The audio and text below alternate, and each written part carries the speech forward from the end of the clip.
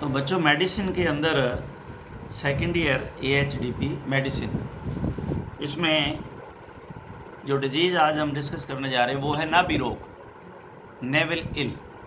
ये आम तौर से आपको हॉस्पिटल में मिलेगा केस, आम तौर पे। इसको बड़े ध्यान से पढ़ना है, याद करना है इसको, क्योंकि आम जो आएंगे केसेस, सुंडी पकीड़ी, आम भाषा में आगे आगे बोलेंगे ये जी सुंडी पकीड़ी है, इनको इलाज करो। इनको इस रोग को, नेवल इल को, नाभि रोग को निम्न नामों से बोलते हैं। सुंडी पकना, इसका नाम अर्काइटिस। दूसरा जोड़ों का रोग, क्योंकि जब ये सुंडी पक जाती है तो जोड़ों में रोग आ जाता है, जोड़ों में सूजन आ जाती है, तो इसको जॉइंट इल के नाम से भी जानते हैं, जॉइंट इल भी कहते हैं। उसके बाद में बहुसंधि शोथ यानी पोली आर्थराइटिस। आर्थराइटिस, पोली से मतलब है ज़्यादा जोड़ों में सूजन। आर्थराइटिस जोड़ों की सूजन है, ज़्यादा जोड़ों के अंदर, एक से ज़्यादा जोड़ों में सूजन आ जाती है, और यहाँ इसको कहते हैं पाइमिक आर्थराइटिस, पस का पड़ जाना जोड़ों में। नाभि शोथ, ओम्फेलाइटिस, ये इसके नाम है। यह रोग नवजात बछड़े कटड़े का घातक जीवाणु जनित रोग है। इस रोग में नवजात पशु के नाभि में सूजन आ जाती है, बाद में इसमें पस पड़ जाती है।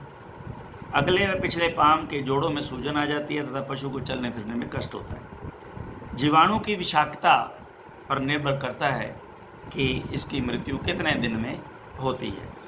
अगर ट्रीटमेंट नहीं किया जाए तो बछड़ा या बछड़ी की मृत्यु हो जाती है। एटियोलॉजी, कारण इसमें नवजात पशु में रोग मुख्य रूप से निम्न जीवाणुओं के कारण से होता है। सारे ही जीवाणु इसमें आ गए लगभग। काफ के अंदर तो E coli, Proteus species, staphylococcus, streptococcus, actinomycosis, pyogenes, corynebacterium pyogenes, ये पायोजिन से मतलब है पस वाले सारे बैक्टीरिया, पस परफॉर्मिंग है। सेक्रोफोरस, नेफ्रोफोरस, साल्मोनेला आदि ये जो हैं वो काफ में हैं। और फोल हम जानते हैं कि फोलिंग जो है वो घोड़ी के ब्याणे को कहते हैं। तो बछेरी जो है उसके अंदर कारण जो हैं वो है E coli, Proteus species, Proteus species and strepto and staphylococcus. Lambs में, भेड़ के बच्चे में, E coli, strepto and staphylococcus, corynebacterium ovis, ये जो हैं इसके कारण हैं। नवजात पशु की नाभि अनिष्क्रमित उपकरणों से, जैसे गंदे चाकू, ब्लेड आदि से काटने या नाभि को शरीर के निकट से काटते हैं अथवा नाभि पर गांठ नहीं लगाते तो इस रोग के होने की संभावना ज़्यादा बढ़ जाती है। सिम्टम इसके, नवजात पशु की नाभि के आसपास व जोड़ों में स्टाइफल एंड हॉक जॉइंट, पिछले पैर के दोनों जोड़, स्टाइफल और हॉक जॉइंट में सूजन आ जाती है। नवजात पशु के तीव्र बुखार, पशु खाना पीना कम कर देता है, पशु को चलने फिरने में दिक्कत होती है। लसिका ग्रंथियाँ, लिम्फ ग्लैंड्स सूज जाती हैं, एडिमेटस हो जाती है। जीवाणु की विषाक्तता के कारण पशु की मृत्यु हो जाती है। डायग्नोसिस, निदान, लक्षणों से जोड़ों से फ्लूइड लेकर के, जब जो पस पड़ी है या फ्लूइड है उसमें जोड़ों से लेकर के लैब में टेस्ट करते हैं तो जीवाणु की उपस्थिति इसका डायग्नोज में साइट है। ट्रीटमेंट, जो एब्सेस बनी हुई है, फोड़ा बना हुआ है, उसको खोलकर चीरा लगाकर मवाद को बाहर निकाल देते हैं और एंटीसेप्टिक पाउडर या मलहम से ड्रेसिंग कर देते हैं। आपको सर्जरी में पढ़ाया होगा कि जहाँ भी मवाद होती है तो वहाँ पायोजेनिक मेम्ब्रेन बन जाती है हमेशा। तो उस पायोजेनिक मेम्ब्रेन को हटाना बड़ा ज़रूरी होता है। तो उसके अंदर जब जैसे चीरा लगा कर के पस को बाहर निकालते हैं तो या तो कोई इरिटेंट डाल देते हैं, स्ट्रॉन्ग जो है पीपी, तो एक दिन उसको पड़ी रहने देते हैं। दूसरे दिन जब गॉज को, स्ट्रॉन्ग पीपी वाले को निकालते हैं तो उसके साथ वो जो पायोजेनिक मेम्ब्रेन है वो छोटे छोटे टुकड़ों में कट के बाहर आ जाती है। जब तक हम पायोजेनिक मेम्ब्रेन को नहीं हटाएंगे, ये इसमें कहीं नहीं दिया हुआ, आपकी सर्जरी में है, इसको ध्यान से सुनना और पढ़ना इसको। और ये बहुत वेरी इंपॉर्टेंट है एब्सेस का ट्रीटमेंट, क्योंकि जनरली आएगा ये फील्ड के अंदर। तो जब एकदम से उसमें से पायोजेनिक मेम्ब्रेन के टुकड़े छिछड़े आने बंद हो जाएं तो अंदर से जो आपको जख्म एकदम से लाल नजर आएगा, उस समय अब आप उसको एंटीसेप्टिक मलहम से, ऑइंटमेंट से ड्रेसिंग करें और एंटीबायोटिक के इंजेक्शन 5-6 दिन लगा दें। ये इसका ट्रीटमेंट, रोकथाम, कंट्रोल।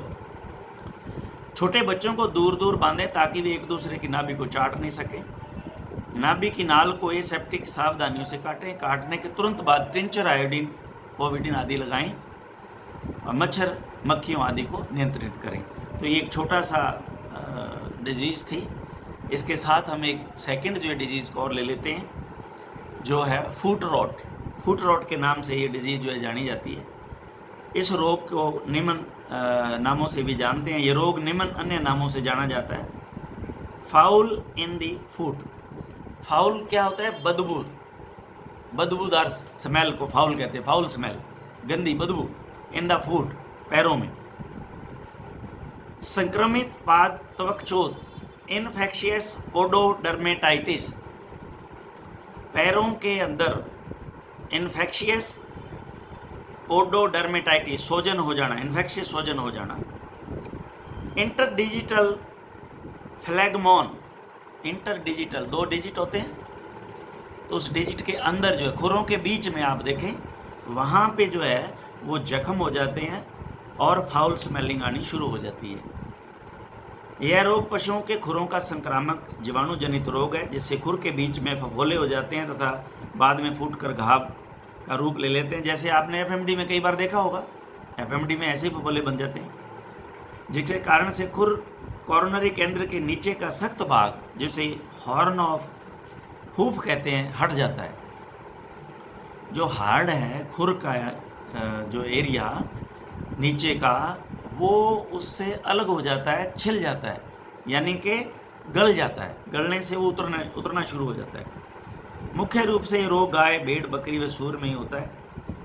इसका कारण जो है, ये रोग मुख्य रूप से नेफ्रोफोरस, स्पोरोफोरस,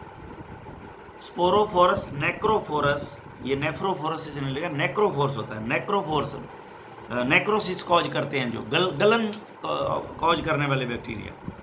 स्पेरोफोरस नेक्रोफोरस नामक जीवाणु से होता है। लेकिन एक्टिनोमाइसिस पायोजिन, पायोजिन का मतलब मैंने आपको बताया पस परफॉर्मिंग, पायोजिन से भी यह हो सकता है। यह जीवाणु ग्राम नेगेटिव तथा रोड शेप व नॉन मोटाइल होता है।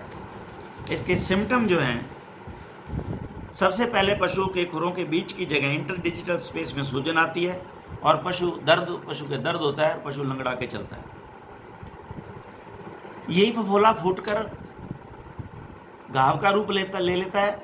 पशु पैरों को जमीन पर मारता है, क्योंकि उसके अंदर जनरली मैगट्स पड़ जाते हैं। जो वो मैगट्स चलते हैं तो उसको इरिटेशन होता है और इरिटेशन से वो पैरों को नीचे मारता है, पटकता है। नमी के मौसम में घाव सड़ने लग जाता है, घाव में कीड़े आदि पनप जाते हैं, दुर्गंध आने लग जाती है तथा खुर का हॉर्न, कठोर आवरण उतर जाता है। जो खुर के ऊपर खुरी, इसको मान लो आप, वो खुरी उतर जाती है, यूं इसको समझ लो आप। ट्रीटमेंट: खुरों को भली भांति निम्न रसायनों के घोल से धोएं, साफ करें तथा पट्टी बांधें। 5% कॉपर सल्फेट विलियन या 2% फॉर्मेलिन, पोविडिन या बीटाडिन। एंटीसेप्टिक स्प्रे करें, जैसे लोरेक्जोन स्प्रे। इससे क्या होता है? टॉपिकल स्प्रे, इससे मक्खी नहीं बैठती। तो अगर मक्खी नहीं बैठेगी, क्योंकि ये फ्लाई रिपेलेंट है सारी की सारी, तो मक्खी नहीं बैठेगी तो मैगट्स नहीं होंगे, कीड़े नहीं पड़ेंगे। आदि को घाव पर छिड़क दें ताकि मक्खी आदि नहीं बैठे। पशु के एंटीबायोटिक्स इंजेक्शंस जो है ज़रूरी लगाने हैं, क्योंकि किसी भी प्रकार का दूसरा रोग उसको नहीं हो, या कोई किसी तरह का सेप्टिक ना हो, सेप्टिसीमिया ना हो, टॉक्सीमिया ना हो। इसी को बचाने के लिए टेट्रासाइक्लिन, अमोक्सिसाइक्लिन, स्ट्रेप्टोमाइसिन आदि जो है वो इंजेक्शन दिए जाते हैं। वो हमें पता ही है, एंटीबायोटिक 3 से 5 दिन, ज़्यादा ज़रूरत हो तो 7 दिन भी दी जा सकती है। अब है कंट्रोल।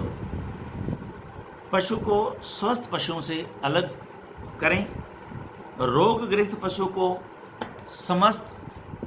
समस्त पशुओं समस्त रोगग्रस्त पशु को समतल में सूखे स्थान पर रखें और घाव को मक्खियों आदि से बचाएं। तो ये मेडिसिन में आज हम दो जो है वो डिजीजेज हमने जो डिस्कस किए, इन दोनों ही इम्पॉर्टेंट हैं। फील्ड के अंदर दोनों को आप जो है वो ध्यान से पढ़ें। Thank you.